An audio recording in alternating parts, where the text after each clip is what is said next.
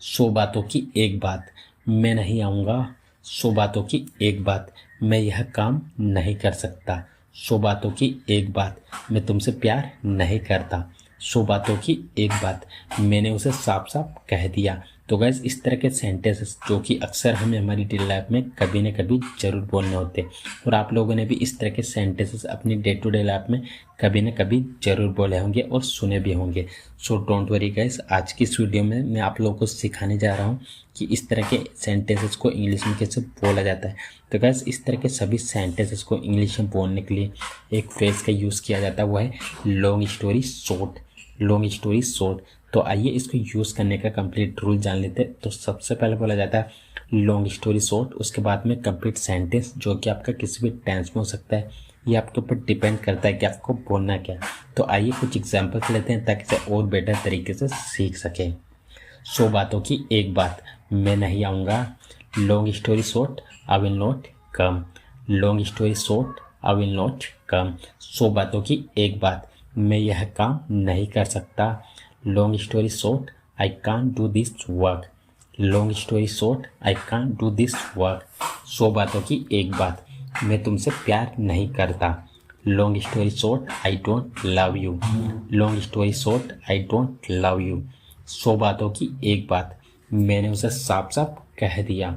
Long story short, I have told him clearly. Long story short, I have told him clearly. सौ बातों की एक बात, मैं उसे नहीं जानता। Long story short, I don't know him. Long story short, I don't know him. सौ बातों की एक बात, यह मेरा नहीं है। Long story short, it's not mine. Long story short, it's not mine. सौ बातों की एक बात, तुम्हें यह काम करना पड़ेगा। Long story short, you will have to do this work. Long story short, you will have to do this work. मैं अपनी मर्जी का मालिक हूँ, वह किसी की नहीं सुनेगी। वह अपनी मर्जी की मालिक है। उसका भाई अपनी मर्जी का मालिक है। क्या तुम अपनी मर्जी के मालिक हो? तो गाइस इस तरह के सेंटेंसेस जो कि हमें हमारी डे टू डे लाइफ में न जाने कितने ही बार इनका यूज़ करना होता है। तो गाइस आज की इस वीडियो में मैं आप लोगों को सिखाने वाला हूँ कि इन्हें इंग्लिश में कैसे बोला जाता है। तो गाइस इन्हें इंग्लिश में बोलने के लिए हम जिस फ्रेज का यूज़ करते हैं वो है the master of ones one will. इसका हिंदी मीनिंग होता है अपनी मर्जी का मालिक होना।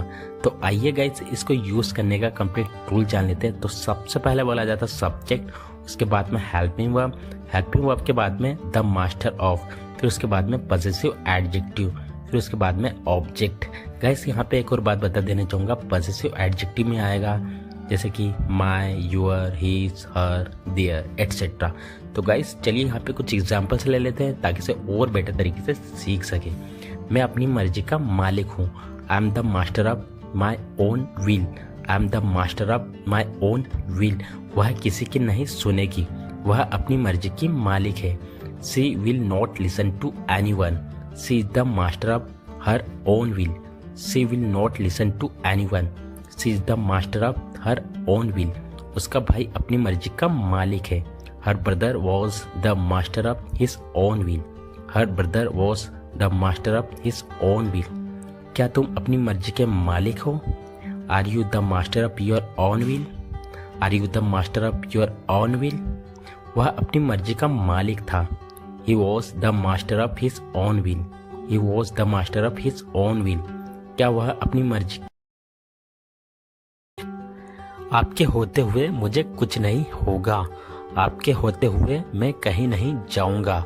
डोंट वरी, मेरे होते हुए तुम्हें डरने की जरूरत नहीं है। उसके होते हुए हम कुछ नहीं कर सकते। कुछ ऐसे सेंटेंसेस भी होते हैं हमारी डेली लाइफ में जिनमें हमें बोलना होता है आपके होते हुए, तुम्हारे होते हुए, मेरे होते हुए, उसके होते हुए, मेरे भाई के होते हुए। इस तरह के सेंटेंस को इंग्लिश में बोलने के लिए जिस स्ट्रक्चर का यूज़ किया जाता है वो है इन योर प्रेजेंस। मैंने समझाने के लिए योर लिखा है, लेकिन आप योर को चेंज भी कर सकते हैं गाइस। जिसके होने की बात कर रहे हैं उसके अकॉर्डिंग, जैसे कि my, his, there, our, it is या नेम। किसी का नेम भी हो सकता है। कुल मिलाकर यहाँ उनका जिक्र किया जाएगा जिनके होने की बात हो रही है। तो चलिए आइए इसको यूज़ करने का कंप्लीट रूल जान लेते हैं। सबसे पहले बोला जाएगा इन योर प्रेजेंस, उसके बाद में कंप्लीट सेंटेंस। यहाँ पे कंप्लीट सेंटेंस किसी भी टेंस में हो सकता है, ये आपके ऊपर डिपेंड करता है कि आपको कहना क्या है। अगर आप चाहो तो पहले कंप्लीट सेंटेंस लिख सकते हो, उसके बाद में इन योर प्रेजेंस। तो चलिए यहाँ पे कुछ एग्जाम्पल्स लेते हैं गाइस, ताकि इसे और बेटर तरीके से सीख सके। मेरे होते हुए तुम्हें कुछ नहीं होगा। In my presence nothing will happen to you. मेरे होते हुए किसी से डरने की जरूरत नहीं है। In my presence you don't need to afraid of anyone.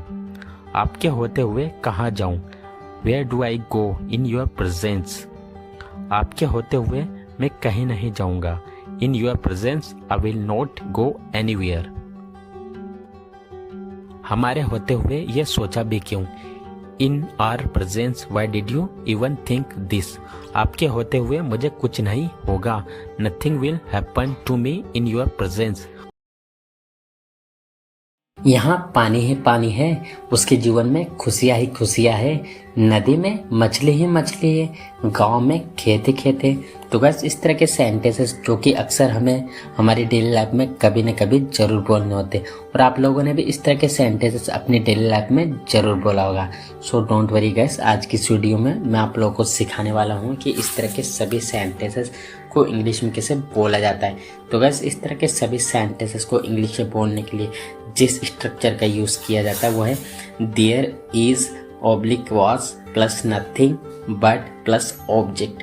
Gas एक और बात क्लियर करना चाहूँगा, अगर आपका सब्जेक्ट सिंगुलर है तो इज का यूज़ करेंगे प्रेजेंट में, अगर पास्ट में है तो वॉज का यूज़ करेंगे सिंगुलर में। तो आइए कुछ एग्जांपल्स लेते हैं ताकि से और बेटर तरीके से सीख सके। यहाँ पानी है, there is nothing but water here. There is nothing but water here.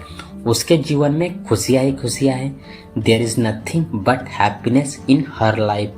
There is nothing but happiness in her life. नदी में मछली ही मछली है। There is nothing but fish in the river. There is nothing but fish in the river. गांव में खेती खेत है। There is nothing but fields in the village. There is nothing but fields in the village. Bank में पैसा ही पैसा है। There is nothing but money in the bank. There is nothing but money in the bank. उस कमरे में चूहे ही चूहे थे। There was nothing but mice in that room. इस व्यापार में फायदा ही फायदा है। There is nothing but profit in this business. There is nothing but profit in this business. उस स्कूल में बच्चे ही बच्चे थे। There was nothing but children in that school. There was nothing but children in that school. तो बस आज की इस वीडियो में बस इतना ही। आई होप ये वीडियो आपको बहुत पसंद आया होगा। अगर आपको अच्छा लगा है तो लाइक करें, साथ ही साथ में अगर आप चैनल पे नया हो तो चैनल को लाइक और सब्सक्राइब करना ना भूलें। मिलते हैं एक ऐसे शानदार वीडियो में। Till then take care.